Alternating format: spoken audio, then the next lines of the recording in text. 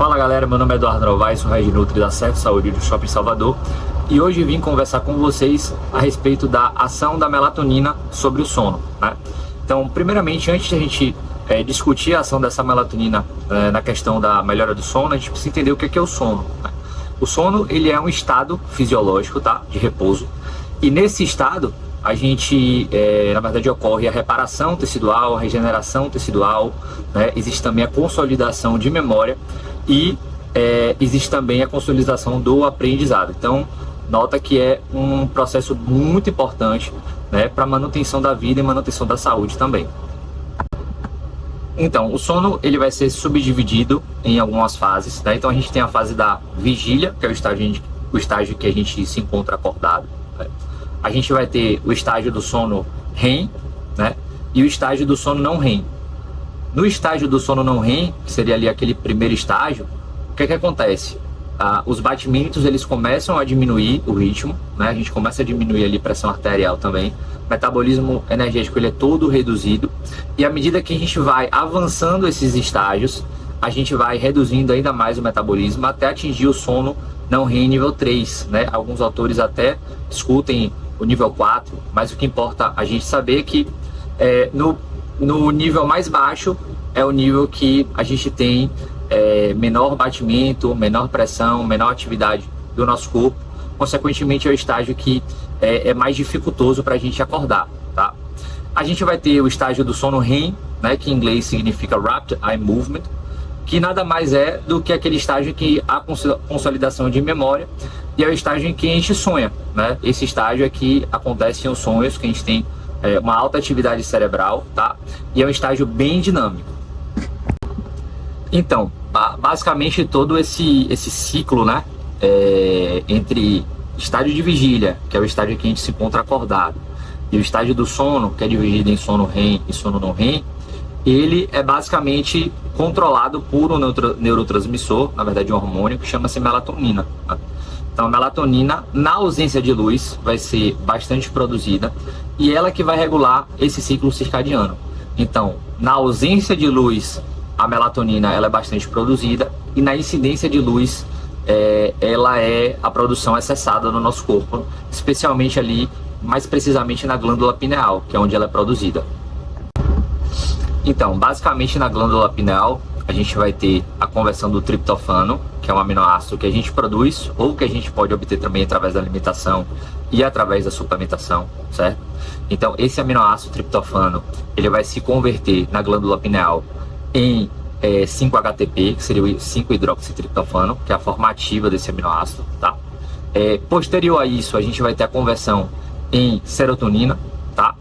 Após isso, a gente tem a conversão de serotonina para acetilserotonina e posteriormente de acetilserotonina para melatonina, né? Existe nesse processo, nessa cadeia de produção da melatonina, uma enzima que ela é muito importante, que chama-se arioaquilamina N-acetiltransferase. Essa enzima participa da conversão da serotonina para sua forma acetilada, que é a acetilserotonina. Sem essa enzima, a gente não tem a produção de melatonina, tá? Então ela é muito, muito importante nesse processo. E a luz, ela vai incidir sobre a retina, ela vai promover uma cascata de sinalizações, né, que vão chegar até a glândula pineal, tá? E nessa glândula pineal, né, especialmente ali nos pinealócitos, a gente vai ter a produção no núcleo dessa enzima, que é a arioaquilamina N-acetiltransferase, tá? A gente vai ter no DNA um código, né, que vai permitir a produção dessa enzima. Quando a luz incide sobre a retina e promove essa cascata de sinalizações, ela no núcleo do pinealócito vai inibir, né, vai cessar a produção dessa enzima e consequentemente a gente não tem a produção de melatonina. Então é assim que a gente tem Então é dessa maneira que a luminosidade ela interfere na nossa produção de melatonina. Por isso que é muito importante, que é bastante difundido hoje, que exista realmente ali a higiene do sono, né? Que é a gente parar de assistir televisão, né? Interromper o uso também de celulares ali perto do horário que a gente vai dormir, justamente porque a gente tem, né, através da incidência de luz, a supressão da produção de melatonina. Então, a partir desse fato, né, a gente pôde perceber que a ciência ela começou a se movimentar no sentido de produzir trabalhos, né, produzir artigos, produzir ensaios que verificam ali que, na verdade, atestam, né, a utilização da melatonina para a regulação do sono, principalmente em pessoas que têm problemas de transtornos primários do sono, né, que demoram muito para pegar no sono, que têm dificuldade de pegar no sono.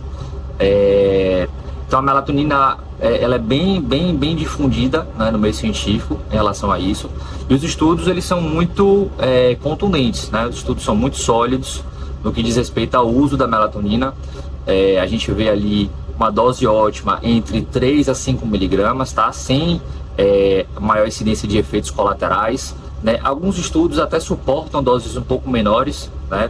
Ali por volta de 1 miligrama, né? Mas a maioria dos estudos eles trazem ali doses de 3 a 5 miligramas como as doses ótimas, tá? Sem a incidência de efeitos colaterais. Quanto mais quantidade de melatonina a gente consumir, maior a chance de ter efeitos colaterais. Então, esse range de 3 a 5 miligramas acaba sendo um range muito interessante para suportar a melatonina nesse ponto. Então, como conclusão, a utilização de melatonina é bastante eficaz, os estudos mostram isso, tá?